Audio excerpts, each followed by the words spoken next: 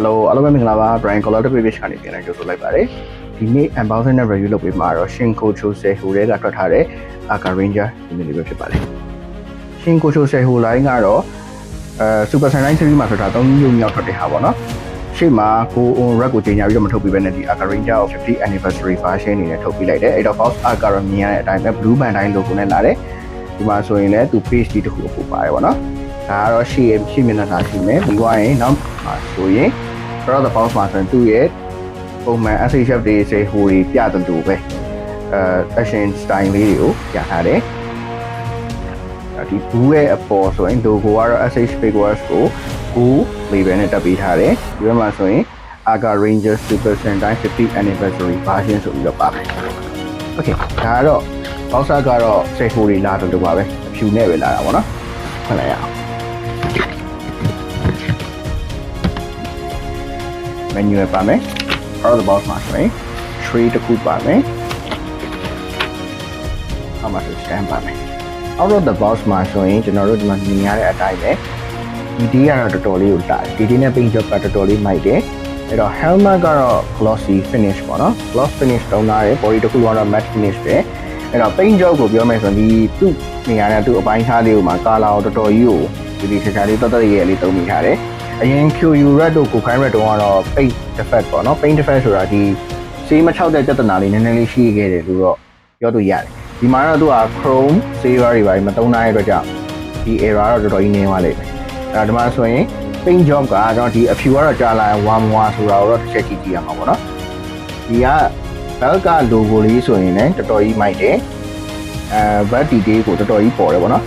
ပုံမှန်ဆိုရင်ပုံမှန်အထက်ရုပ်တွေဆိုရင်တော့ဒီလောက်ထိသဘောကောင်းမှမထင်ဘူးဒါစေဟိုဆိုတော့နည်းနည်းလေးပိုပြီးခွန်နိုင်တယ်ဒီမှာဆို weathering လေးထည့်ထားတယ်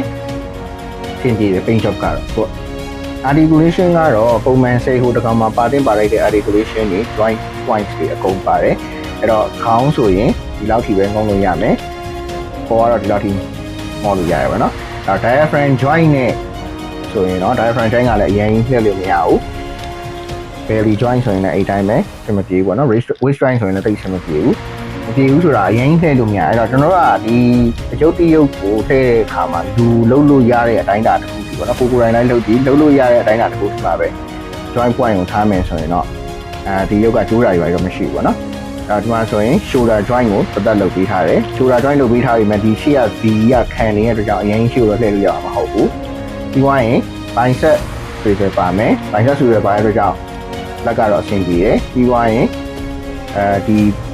1000 joint ပေါ့နော်1000 joint ကတော့ double elbow joint ထည့်ပေးထားတယ်တော့ဒီ waist joint က wrist joint ကတော့ပုံမှန်ပါနေတယ်လို့ပဲ ball joint တွေထည့်ပေးတယ်ပြီးသွားရင်ပေါင်ပေါ့နော်ပေါင် joint ဆိုရင် tight joint ကတော့နောက်ထိကားလို့ရမယ်ဒီဝိုင်းရှေ့ဆိုရင်90 degree သုံးလို့ရမယ် knee joint နဲ့အဲ့တိုင်းပဲ knee joint double joint ဆိုတဲ့အတွက်ကြောင့်အဆင်ပြေတယ် double joint ပါတဲ့ပဋိချက်တွေကတော်တော်လေးကောင်းတယ်ပေါ့နော် ankle joint ကတော့ခြေချင်းဝဲဆိုရင်တော့ဒီလောက်ထိလိုကိုးလို့ရပါနောက်ပိုင်း ankle joint SHF တွေသုံးပြီးထားရတော်တော်ကြီးကောင်းဒီဝိုင်း2 joint ပါမယ် okay အဲ့တော့ဒီမှာတစ်ခုကိုပြောဖို့ရှိလာတာအရင် Aka ထွက်တာတော့ကြတော့ SHF 1.0 ထွက်တယ်ပေါ့နော်သူကတော့ဒီနောက်က tape ကကြတော့ plastic ကြီးအဲ့တော့ဒီမှာတော့ wire cloth material သုံးပေးထားတယ်အထဲမှာ wire မြှုပ်ပေးထားတယ်ပတ်ပတ်လေးကိုအဲ့ဒါဟိုမှာ cloth material ဆိုတော့ကြောင့်တော်တော်လေးတော့အဆင်ပြေဒါပေမဲ့တစ်ခုရှိတာ cloth ဖြစ်တဲ့အတွက်ကြောင့် display ထားမယ်ဆိုရင်တော့ဖုန်းကတော့တက်ရင်ရှင်းရခက်တယ်အဲ့တော့အထဲမှာကျွန်တော်တို့ဒီ moisture control လုပ်တဲ့အထုပ်လေးရောထည့်ထားပါတော့ဒီကောင်းဝယ်မယ်ဆိုရင်တော့အဲ့တော့ articulation နဲ့ paint job ကတော့တော်တော်ကြီးလမ်းတယ်။ဘာမှအဖြစ်ပြောကြတိတ်တော့မရှိဘူးပေါ့နော်။မရှိဘူးဆိုပေမဲ့ပေါ့နော်။ကြာကြရင်တော့ရှိပါတယ်။ကျွန်တော် Changeable hand တွေကတော့ total 18ခုပါတယ်။ပညာအပေါင်းပေါ့နော်။ဒီကရင် Pfizer holding hand တစ်ခုပါမယ်။ post အတွက်လည်းအများကြီးပါတယ်။ပတ်သက်နေမှာဆိုရင်သူ့ရဲ့ signature weapon ဖြစ်တဲ့ silver shot ပါမယ်။ဒီကတော့အများကြီးမပါဘူး။ chrome silver ပေါ့နော်။ chrome silver လေးထည့်ပေးထားတယ်။နောက်တစ်ခုကကြတော့သူနဲ့တွဲပြီးသုံးလို့ရမယ်။ဒီဟိုပေါ့ဒီတနက်ထဲတဲ့အိတ်ကိုအပြောင်းလဲတက်လို့ရတယ်။တနက်ကဟိုတွေကထုတ်မယ်ဆိုတော့ဒီဟာဖြစ်သွားမှာဆိုတော့လေ။အဲ့တော့ဟိုကျန်ခဲ့တဲ့အပိုင်းမှာဒီဟာနဲ့ပြောင်းပြီးသုံးလို့ရတယ်။နောက်တစ်ခုကကျတော့ red hook ပါတယ်ပေါ့နော်။ red hook ကတော့သူ့ရဲ့ width လို့ပဲပြောရမှာ။ကြာပေါ့ကnylon ကြိုးပုံစံမျိုးသုံးမိထားတယ်။ဒီမှာကတော့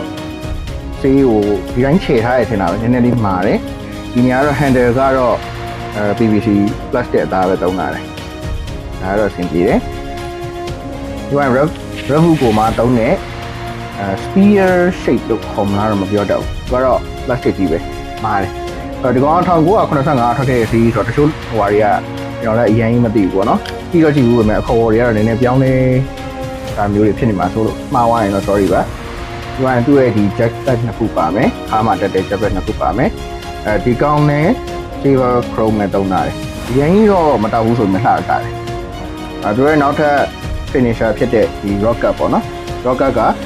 color 900အောင်ပေးထားထည့်ပေးထားတယ်ပြီးွားရင်သူ့ရဲ့ interchangeable ဒီ rocket ပြောင်းသုံးမဲ့ဟာပေါ့နော်အဲ့ဒီဟာလေးပိုင်းစာလေးတစ်ခုထည့်ပေးထားတယ်ဒီဒါကတော့သူ့မှာပါတဲ့ဟာပါပဲအဲ့တော့ display base ပေါ့နော် display base ကတော့ဒီမှာ50 anniversary ဆန်တိုင်းရဲ့50 anniversary အနေနဲ့ထုတ်တယ်ပြောမှဆို Goju Wolf ရဲ့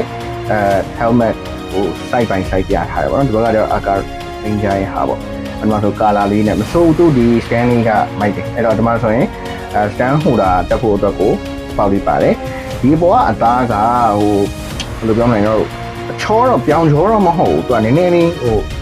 ဖြစ်လိုက်ရင်အသားလေးကတမျိုးလေး feeling လေးရတယ်ဟိုအပေါ်မှာဒီလိုမျိုးပေါ့နော် sticker တစ်ခုကိုထပ်ပြီးအုပ်ထားတဲ့ပုံစံမျိုးတော့ဖြစ်နေတယ်ဒီဟိုမှာထွင်းရတာမဟုတ်ဘူး sticker ကိုပေးထားတဲ့အုပ်ပေးထားတာပေါ့အဲ့တော့ quality ကတော့တော်တော်လေးကောင်းတယ်ဒီဟာကကျွန်တော်အရင်ကဆိုCamera Black Sun Amazon Japan version ပေါ့နော်အဲ့ဒီ SH တွေမှာဆိုအဲ့လို display base တစ်ခုပါတယ်ပြီးတော့အခုဒီကောင်နဲ့ထွက်လာတဲ့နောက်ထပ် Camera Ichigo ဒီသူလည်းဒီနောက်ပိုင်း version ပဲ show version လားမသိဘူးအဲ့မှာလည်းအဲ့ဒီ display base တစ်ခုပါတယ်အဲ့တော့ဒီလို base ကြီးတွေကတော့နေရာယူရဲဆိုပေမဲ့သူတကောင်နဲ့ထားရတယ်ဒီမှာဆို photograph SH လည်းထွက်လာပြီဆိုတော့သူနဲ့ display ထားရမျိုးဖြစ်ဖြစ်ဆိုရင်တော်တော်ကြီးကိုထည့်သွားမယ် display base ပဲ so might ရှင်ကိုချိုဆေဟိုခုခိုင်းရနဲ့ရှင်းပြထားတာပါဒါ Super Saiyan 9ရှင်းချင်းရက်ကတော့အဆင်ပြေတယ်ဒါကတော့ SH Figures ကိုခိုင်း Silver 2012ထွက်ထားတဲ့ version နဲ့ရှင်းပြထားတာပါဒါကတော့ SH Figures Anya နဲ့ရှင်းပြထားတာပါဒါကတော့ SH Figures Sailor Naruto နဲ့ရှင်းပြထားတာပါ SH Gavan နဲ့ဆိုရင်တော့ Gavan နည်းနည်းလေးပို့ပူပဲအဲ့တော့ Gavan ဆေဟိုလာတဲ့ချိန်တိုင်းတော့ Aka Ranger နဲ့တော့နည်းနည်း level တန်းတူသွားမယ်လို့ထင်တယ်ရှင်ကိုချိုဆေဟို Aka Ranger review ကတော့ဒီလောက်ပါပဲသူ့ဝယ်တဲ့လားဆိုရင်တော့ base price ကရန်13200နဲ့ထွက်တက်တာမြန်မာငွေနဲ့ဆိုရင်4သိန်းပတ်ချနေနေမှာပါရှိတယ်ပေါ့နော်အဲ့တော့ဒါကြီးက P9 product နီးပါးတစ်ခုတာကိုရှိတယ်သူ့ရဲ့ဒီ articulation နဲ့ paint job တွေကတော့အကုန်ကောင်းတယ်ပါတဲ့ accessory တွေတော်တော်များများပါတဲ့အတွက်ကြောင့်တော့Super Saiyan 9 fan ဆိုရင်တော့ဒီကောင်ကတော့ဝယ်ပြီးစုထားတဲ့နေရာမှာပါတယ်နောက်ပိုင်းကျရင်လည်းဈေးတက်လာမလားဆိုတော့တစ်ချက်စောင့်ကြည့်ရမှာပေါ့နော်အခုဒီကတော့ review တော်တော်များများကတော့အဆင်ပြေတယ်ကျွန်တော်ကိုယ်တိုင်လည်းသွားကြည့်ထားတဲ့နေရာမှာလည်းတော်တော်လေးအဆင်ပြေတယ်ဟိုQC error ဆိုလို့မရှိတလောက်မရှိတာပေါ့နော်အဲ့လိုမျိုးမရှိသေးနဲ့ကိုတော်တော်ကောင်းကောင်းဝင်ထွက်လာကြကျွန်တော်ကျေးဇူးတင်ပါတယ်အဲ့တော့ဒီကောင်ကြီးကိုစုကျင်နေဆိုရင်တော့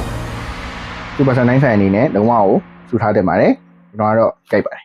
Okay အဲ့တော့နောက် review တွေမှာပြန်ပြပါမယ်တက်တာပါ